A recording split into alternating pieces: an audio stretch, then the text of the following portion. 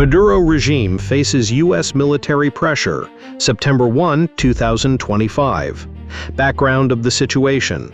In August 2025, tensions between the United States and Venezuela escalated due to the deployment of U.S. naval forces in the Caribbean. The U.S. claims this deployment is part of an anti-drug trafficking operation targeting Latin American cartels, particularly the Cartel de los Soles, allegedly led by Venezuelan President Nicolás Maduro. However, Maduro has denounced these actions as an attempt at regime change, violating the United Nations Charter and Venezuela's sovereignty. U.S. military deployment. According to multiple sources, the U.S. has deployed 3 missile-equipped destroyers, USS Gravely, USS Jason Dunham, and USS Sampson, along with a nuclear-armed submarine and P-8 Poseidon reconnaissance aircraft to the southern Caribbean. Over 4,500 naval personnel and Marines are reportedly involved in this operation. The deployment was ordered by U.S. President Donald Trump, who signed a classified executive order last month to use military force against Latin American cartels. The Trump administration has designated Venezuela's Cartel de los Soles and Tren de Aragua as international terrorist organizations.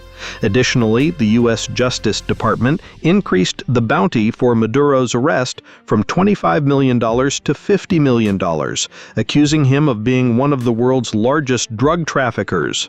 In August 2025, the U.S. Justice Department also seized $700 million in assets allegedly linked to Maduro, including luxury properties, bank accounts, and a private jet.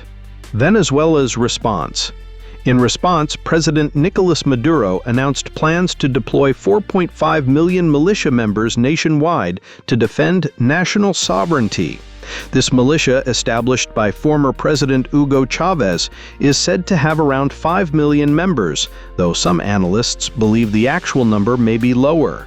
Maduro stated that these militias would be equipped with long-range rifles and missiles to protect the country.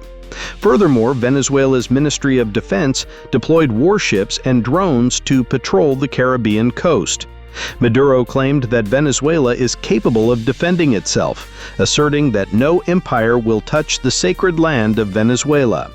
He also thanked Colombian President Gustavo Petro for deploying 25,000 troops along their shared border to combat drug trafficking terrorists.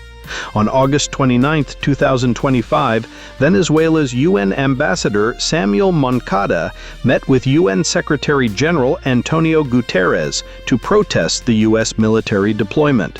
Moncada called the U.S. actions a massive propaganda operation to justify military aggression against an independent nation.